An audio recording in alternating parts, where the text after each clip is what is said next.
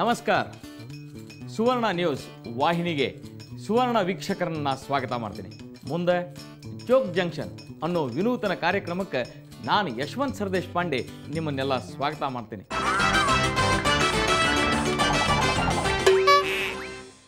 ನೋಡ್ರಿ, ಈ ಕಾರ್ಯಕ್ರಮದಾಗ ನಾವು ಜೋಕ್ಗಳನ್ನು ಕೇಳ್ಕೊತಾ ಇರೋದ ಕಾರ್ಯಕ್ರಮ.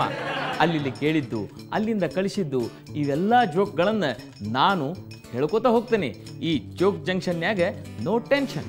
ಕರ್ನಾಟಕದಾಗ ನೋಡ್ರಿ, ಬೆಳಗಾವಿ ಜಂಕ್ಷನ್ ಅದ, ಹುಬ್ಬಳ್ಳಿ ಜಂಕ್ಷನ್ ಅದ, ಬೆಂಗಳೂರು ಜಂಕ್ಷನ್ ಅದ.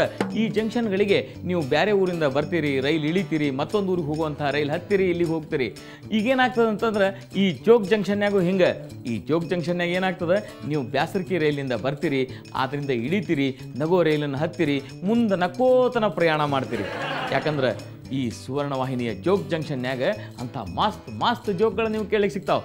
ಹೇಳಿದ್ನಲ್ಲ, ಕರ್ನಾಟಕದಾಗ ಅಷ್ಟೆಲ್ಲ ಜಂಕ್ಷನ್ ಇದ್ದರೂ ಕನ್ನಡವನ್ನು ಮಾತಾಡುವಂಥ, ಕನ್ನಡವನ್ನು ಕೇಳುವಂಥ, ಕನ್ನಡವನ್ನು ಪ್ರೀತಿಸುವಂಥ ಕನ್ನಡಿಗ ಬೇಕಾದಲ್ಲಿರಲಿ, ಅವಂಗ ಇದು ಹೋಗಿ ತಲುಪ್ತದೆ ಆಕಾಶದ ಮೂಲಕ.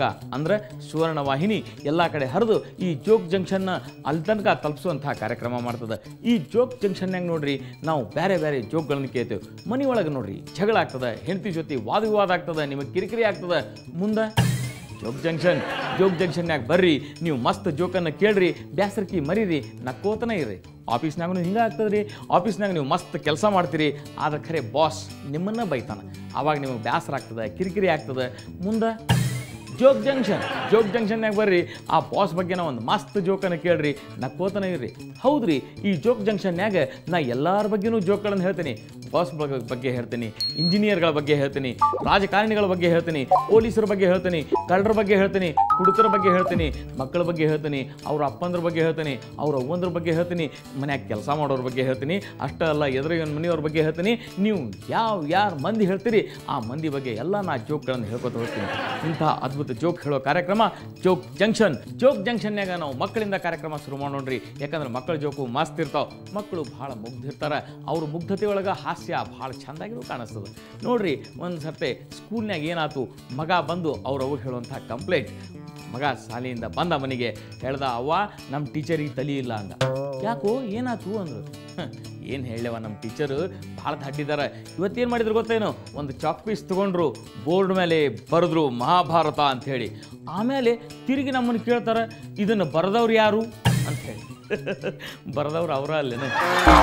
ಇನ್ನೂ ಒಂದು ಹುಡುಗ ಮನೆಗೆ ಬಂದು ಅವ್ರ ಅವನಿದ್ರಿಗೆ ಕಂಪ್ಲೇಂಟ್ ಮಾಡ್ಲಿಕ್ಕತ್ತು, ಅವ್ವ ಇವತ್ತು ನನ್ನ ಕ್ಲಾಸ್ನ್ಯಾಗ ಭಾಳ ಹೊಡೆದ್ರು. ಯಾಕೆ ಹೊಡೆದ್ರು? ಅವ್ವ ಖರೆ ಹೇಳ್ತೀನಿ, ನನಗೆ ಭಾಳ ಹೊಡೆದ್ರು, ನಂದೇನೂ ತಪ್ಪಿಲ್ಲ. ಹಂಗೆ ತಪ್ಪಿರ್ಲಿಕ್ಕಿಲ್ಲ, ನೀ ಏನರ ತಪ್ಪು ಮಾಡಿರ್ಲಿಕ್ಕೆ ಬೇಕು. ಖರೆ ಹೇಳ್ತೇನವ್ವ, ನಾ ಸುಮ್ಮನೆ ಮಲಗಿದ್ದೆ, ಆದ್ರೆ ನನ್ನ ಎಬ್ಬುಶ್ ಹೊಡೆದ್ರು ಅಂತ ಹೇಳಿ. ಇಂಥ ಜೋಕ್ಗಳನ್ನು ಈ ಜೋಗ್ ಜಂಕ್ಷನ್ಯಾಗ ನಾವು ಕೇಳ್ಕೊತಾನೆ ಹೋಗೋಣ್ರಿ. ಇನ್ನೊಂದು ಹುಡ್ಕೊಂಡು ಭಾರಿ ಮಜಾ ಅದ. ಮನೆಗೆ ಬಂದು ಅವನಿದ್ರೆ ಹೇಳ್ತೀವಿ, ಅವ್ವ ಇವತ್ತು ನಮ್ಮ ಟೀಚರ್ ನನಗೆ ಹೊಡೆದ್ರು, ಖರೆ ಅಂದ್ರೆ ನಾ ಏನೂ ಮಾಡಿರಲೇ ಇಲ್ಲ, ಆದರೂ ನಂಗೆ ಹೊಡೆದ್ರು. ನೀ ಏನು ಮಾಡಿದ್ದಿಲ್ಲ? ಅವ್ವ ನಾ ಹೋಮ್ವರ್ಕ ಮಾಡಿದ್ದಿಲ್ಲ ಅಂತ. ನೋಡ್ರಿ, ಜೋಗ್ ಜಂಕ್ಷನ್ಯಾಗ ಇಂಥ ಮಸ್ತ್ ಜೋಕ್ಗಳನ್ನು ಕೇಳ್ರಿ. ಒಂದು ಸಣ್ಣ ಬ್ರೇಕ್ ತೊಗೊಂಡು ಮತ್ತೆ ನಾ ವಾಪಸ್ ಬರ್ತೇನೆ. ನೀವು ಒಂದು ರೌಂಡ್ ಹೋಗಿ ಬರ್ರಿ. Thank you.